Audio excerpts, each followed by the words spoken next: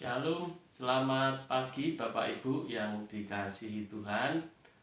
Kita bersyukur pagi ini bisa bersama-sama lagi untuk sejenak merenungkan kebenaran firman Tuhan. Dan biarlah kita akan mohon pimpinan Tuhan untuk kita bisa memahami, mengerti akan kehendaknya di dalam kebenaran firman Tuhan. Mari kita akan berdoa. Terima kasih Bapa dalam surga, kami bersyukur karena pagi hari ini kami boleh mendengarkan kebenaran firman-Mu. Biarlah kuasa Roh Kudus akan bekerja atas kami, menuntun dan membimbing kami memahami akan kebenaran firman-Mu. Urapi hamba-Mu yang banyak sekali kekurangan dan keterbatasan. Dan kami percaya saat ini bahwa Roh Kudus-Mu hadir dan mengurapi kami. Di dalam nama Tuhan Yesus kami berdoa. Amin. Bapak Ibu yang dikasihi Tuhan, tema di dalam minggu ini adalah kualitas hidup dalam kendali Allah. Kualitas hidup dalam kendali Allah yang diambil dari 1 Nats ayat dari Lukas 6 ayat 43 sampai dengan 45. Saya akan membacakan bagi kita sekalian. Pohon dan buahnya. Karena tidak ada pohon yang baik yang menghasilkan buah yang tidak baik, dan juga tidak ada pohon yang tidak baik yang menghasilkan buah yang baik. Sebab setiap pohon dikenal pada buahnya. Karena dari semak duri orang tidak akan memetik buah ara, dan dari duri-duri tidak memetik buah anggur. Orang yang baik mengeluarkan barang yang baik dari perbendaharaan hatinya yang baik, dan orang yang jahat mengeluarkan barang yang jahat dari perbendaharaannya yang jahat, karena yang diucapkan mulutnya meluap dari hatinya. Nah, Bapak Ibu Saudara yang dikasihi Tuhan, kualitas hidup itu tidak bisa kita lihat ataupun diukur dari lamanya kita menjadi orang percaya. Tetapi kualitas hidup dapat kita lihat seberapa jauh atau seberapa sering kita melakukan kebenaran firman Tuhan. Nah, ini tidak bisa dilihat dari lamanya kita menjadi orang percaya. Kalau kita mengutip dari salah satu artikel yang ada di berbagai media massa, media cetak, elektronik ya, tentang ciri-ciri bibit unggul atau bibit yang berkualitas. Salah satunya adalah pertumbuhan yang seragam. Nah, pertumbuhannya itu seragam, atau dalam bahasa Jawa itu bisa racak, sehingga tidak tumbuh besar kecil itu ya selang-seling seperti itu, tetapi racak tumbuhnya. Itu menandakan bahwa bibit atau tanaman yang ditanam itu merupakan bibit yang berkualitas. Nah, di samping itu juga yang kedua, selain seragam adalah kuat. Kuat yang dimaksud di sini adalah ketika tanaman itu ditanam, pohon itu ditanam dari satu tempat ke tempat yang lain, ya, berpindah-pindah, walaupun dipindah 1 kali, 2 kali, 3 kali pun mungkin pohon itu akan tetap hidup, tetap kuat. Nah, yang ketiga, Bapak Ibu Saudara, pertumbuhannya itu sangat cepat.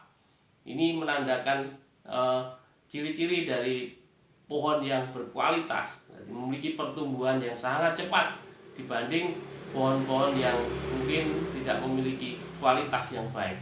Ya, pertumbuhannya sangat cepat sekali. Ya. Nah, yang keempat, itu memiliki akar yang banyak. Akar yang banyak ini memungkinkan untuk dapat menyerap sari-sari makanan yang ada di dalam tanah. akar yang banyak ini memungkinkan juga dapat mempercepat proses pertumbuhan dari pohon itu. Nah, selain yang itu, yang kelima adalah daunnya. Ya, daunnya itu adalah daun yang berwarna hijau. Ya, jadi kalau daunnya pohon itu berwarna hijau segar, ya itu menandakan bahwa pohon itu sehat, kuat, dan sangat berkualitas. Nah, Bapak Ibu Saudara yang dikasihi Tuhan, gambaran di atas, gambaran tadi juga merupakan menjadi rujukan bagi kita sekalian untuk melihat ya kualitas hidup di dalam diri kita itu seberapa jauh, atau masing-masing di dalam kehidupan kita. Nah, bagaimana hidup kita ini menjadi kehidupan yang berkualitas? Ini yang menjadi pertanyaan yang akan kita renungkan bersama-sama pada saat ini. Yang pertama adalah pohon yang ditanam itu adalah pohon yang unggul atau bibit yang unggul atau pohon yang baik di dalam bahasa Alkitab, ya, pohon yang baik. Nah, Tuhan Yesus menggambarkan suatu pohon yang baik itu akan menghasilkan buah yang baik. Dalam ayat yang 43 dikatakan, karena tidak ada pohon yang baik yang menghasilkan buah yang tidak baik.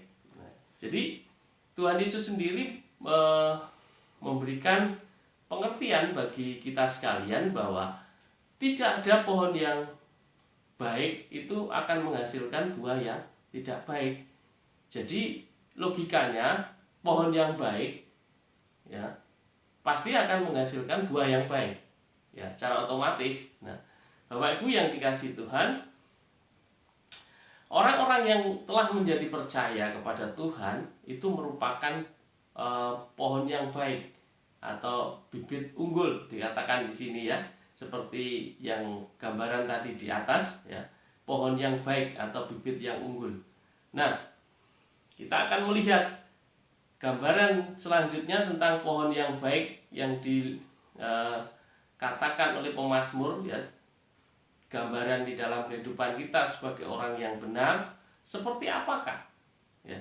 Mari kita lihat di dalam Mazmur 92 ayat 13 sampai dengan 15. Mazmur 92 ayat 13 sampai 15 mengatakan ya, orang benar akan bertunas seperti pohon kurma, akan tumbuh subur seperti pohon aras di Lebanon.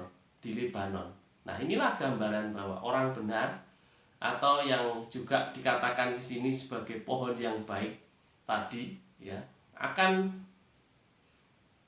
bertunas seperti pohon kurma ya, akan bertunas seperti pohon kurma. Dia tunasnya akan semakin banyak, luar biasa. Mereka yang ditanam di bait Tuhan akan bertunas di pelataran Allah kita ya. Bahkan dikatakan di sini ayat yang ke-15, pada masa tua pun mereka masih berbuah menjadi gemuk dan segar. Padahal kalau pada masa-masa tua itu seharusnya pada masa-masa yang sudah lelah ya, sudah tidak memiliki pemikiran-pemikiran yang panjang ya, hanya mempersiapkan untuk masa depan yang akan datang, begitu ya Bapak Ibu Saudara, mungkin gambarannya. Tetapi di sini dikatakan ya, orang yang benar, kalau dalam Lukas dikatakan pohon yang baik tadi ya, akan menghasilkan buah, akan berbuah ya, bahkan pada masa tua. Nah, luar biasa Bapak Ibu Saudara. Nah, Bapak Ibu Saudara adalah pohon yang baik itu, akan terus menghasilkan buah yang baik bahkan sampai pada masa tua sekalipun. Nah, yang kedua ya, yang kedua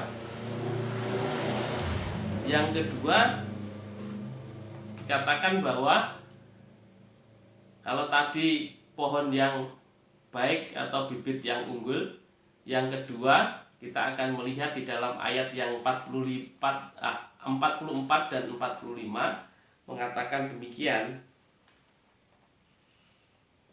Sebab setiap pohon dikenal pada pohon dikenal pada buahnya. Karena dari semak duri orang tidak memetik buah ara, dan dari duri-duri tidak memetik buah anggur. Ya, ayat 44 mengatakan sebab setiap pohon dikenal pada buahnya. Ya, jadi setiap pohon itu dikenal dari buahnya. Nah, setiap pohon dikenal dari buahnya. Nah, antara pohon dan buah ini sebetulnya bagian yang sangat identik, yang tidak bisa dipisahkan. Jadi kalau misalkan ini pohon mangga atau pohon ara, ya buahnya buah ara. Kalau pohonnya pohon mangga, ya buahnya harusnya buah mangga. Jadi tidak bisa pohon ara berbuah mangga. Nah, oleh karenanya Bapak Ibu Saudara yang dikasihi Tuhan, ini merupakan bagian yang sangat identik, yang tidak dapat diubah oleh apapun juga.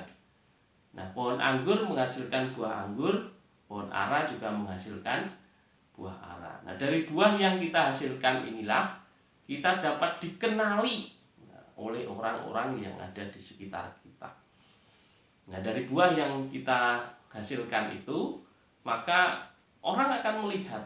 Nah, kita pun juga akan dikenali seperti apakah kualitas atau keberadaan diri kita. Dari orang-orang yang ada di sekitar kita akan mengenal siapa diri kita yang sebenarnya dari buah-buah yang kita hasilkan ini. Nah, Bapak Ibu Saudara yang dikasihi Tuhan, kalau kita melihat juga di dalam ayat 45, ya, orang yang baik mengeluarkan barang yang baik dari perbendaharaan hatinya yang baik, dan orang yang jahat mengeluarkan barang-barang yang jahat dari perbendaharaan hatinya yang jahat. Jadi dari dalam hati itu juga akan keluar, ya. Kalau dalam hati baik, keluarnya juga pasti baik. Kalau di dalam hati pikiran itu jahat, maka yang keluar pun juga akan menjadi jahat. Nah, ini Bapak Ibu Saudara merupakan bagian yang terpenting di dalam kehidupan kita, ya, sehingga kita menjadi pohon yang baik, ya. Pohon yang baik itu dikenal dari buah yang dihasilkannya. Nah, sebagai manusia yang telah diperbaharui, Bapak Ibu Saudara yang dikasihi Tuhan, ya, sebagai manusia yang telah diperbaharui oleh Tuhan Yesus Kristus, ya, kita telah meninggalkan kehidupan lama. Lama kita sudah kita tinggalkan, dan kita memasuki kehidupan yang baru, ya, yang terus-menerus hidup kita akan diperbaharui oleh Tuhan Yesus Kristus. Nah, ini bagian kita yang luar biasa, ya. Orang percaya tadi dikatakan sebagai pohon yang baik, dikenal dari buahnya, dan juga kehidupan kita ini akan terus mengalami pembaharuan, ya. Pembaharuan itu tidak sekali dua kali, tetapi terus-menerus, ya, terus-menerus diperbaharui oleh Tuhan Yesus Kristus, ya, setiap hari. Kolose 3 ayat 10 dia mengatakan, dan mengenakan manusia baru yang terus-menerus diperbaharui untuk memperoleh pengetahuan yang benar menurut gambar kalibnya. Kita menjadi manusia baru yang terus-menerus diperbaharui, ya, sesuai atau mendapatkan pengetahuan menurut gambar kalib atau gambar Sang Pencipta kita. Atau bisa dikatakan kita nanti akan terus diproses seperti Kristus.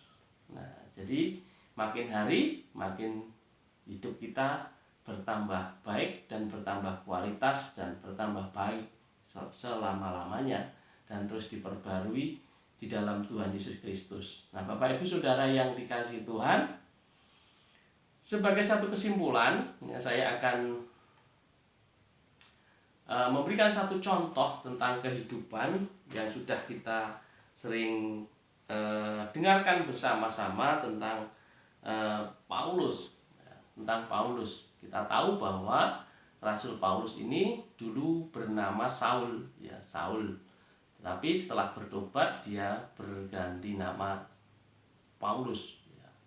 Nah, dari Saulus menjadi Paulus. Nah, kita lihat ketika kehidupan lama Rasul Paulus, ya, yang hidup di dalam kebenarannya sendiri.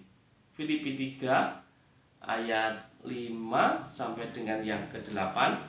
Filipi 3 ayat 5 sampai dengan yang ke-8 dikatakan, keberadaan Rasul Paulus pada zaman dahulu, ya, disunat pada hari ke-8 dari bangsa Israel, dari suku Benyamin, orang Ibrani asli. Nah, ini Paulus dikatakan sini orang Ibrani asli. Tentang pendirian terhadap hukum Taurat, aku orang Farisi. Nah, ini keberadaan dia pada zaman dahulu. Dia adalah orang Farisi. Nah, tentang kegiatan, aku penganiaya jemaat. Tentang kebenaran dalam mentaati hukum Taurat, aku tidak bercacat. Nah, jadi Saulus pada zaman dahulu, ya, kegiatannya adalah menganiaya jemaat Tuhan.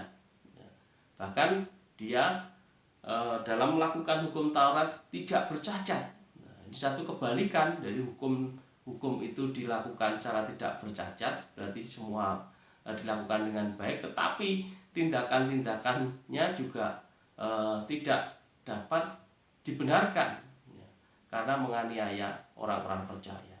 Nah, Bapak Ibu Saudara yang dikasihi Tuhan, namun setelah dia percaya kepada Tuhan, ya, dia mengatakan yang berbeda di ayat yang ke-7, ya, tetapi apa yang dahulu merupakan keuntungan bagiku, sekarang kuanggap rugi karena Kristus.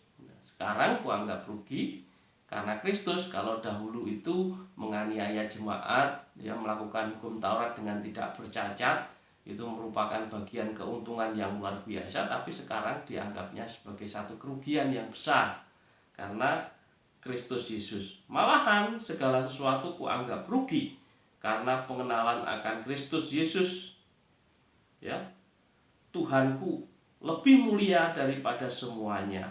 Oleh karena dialah aku telah melepaskan semuanya itu dan menganggapnya sampah, supaya aku memperoleh Kristus dan berada dalam Dia, bukan dengan kebenaranku sendiri karena mentaati hukum Taurat, melainkan dengan kebenaran karena kepercayaan kepada Kristus, yaitu kebenaran yang Allah anugerahkan berdasarkan kepercayaan. Nah, Bapak Ibu Saudara, kalau dahulu dia dikenal sebagai seorang penganiaya jemaat, namun setelah dia bertobat, dia percaya kepada Yesus, hidupnya diserahkan, diperbaharui dari hari ke hari, ya, maka sekarang ini dia dikenal lagi, ya, tidak dikenal sebagai orang yang menganiaya jemaat, tetapi dia dikenal sebagai orang yang telah menjadi Rasul Tuhan, pemberita kabar baik, ya, yang tangguh, yang luar biasa. Nah, tentunya Bapak Ibu Saudara yang dikasihi Tuhan, kehidupan kita pun juga merupakan bagian yang akan terus-menerus diperbarui oleh Tuhan, supaya kehidupan kita pun juga akan terus makin berkualitas yang luar biasa. Nah, pertanyaannya sekarang, bagaimana kita saat ini dikenal? Ya, bagaimana kita saat ini dikenal orang-orang yang ada di sekitar kita? Orang sekitar kita saat ini mengenal kita ini seperti apa? Apakah mengenal kita sebagai orang yang pada zaman dahulu, ya, sebelum mengenal Kristus, ataukah, ya, saat ini mereka juga dapat mengenal kita sebagai satu pribadi yang berbeda, pribadi yang terus diperbaharui, pribadi yang terus mengalami pembaruan hidup yang luar biasa. Nah, mari kita akan melihat diri kita masing-masing, ya, sehingga kita dapat mengambil satu sikap keputusan hidup untuk terus berserah kepada Tuhan dan mau diperbaharui di dalam kehidupan kita. Karena Bapak Ibu Saudara, dikatakan tadi, pohon yang baik akan menghasilkan buah yang baik, dan Bapak Ibu Saudara adalah pohon yang baik itu, dan akan terus bertunas dan menghasilkan buah-buah yang baik yang luar biasa yang Tuhan senantiasa berikan di dalam kehidupan kita. Saya yakin Tuhan pasti akan memberkati setiap anak-anaknya. Amin. Mari kita berdoa. Bapa Surgawi, kami mengucap syukur bahwa kasih setiamu sungguh luar biasa di dalam hidup kami. Kami mengucap syukur atas berkat-Mu. Kami rindu hidup kami akan terus diperbaharui dari hari ke hari, sehingga kualitas kami akan terus bertambah dan semakin bertambah. Kami menyerahkan semuanya ini dalam tangan kuasa-Mu, bukan karena kekuatan, kebenaran, dan kemampuan kami sendiri, tapi melainkan karena kuasa-Mu yang luar biasa, memampukan kami, memberkati kami, menopang dan menolong kehidupan kami. Dalam nama Tuhan Yesus Kristus kami berdoa. Haleluya. Amin.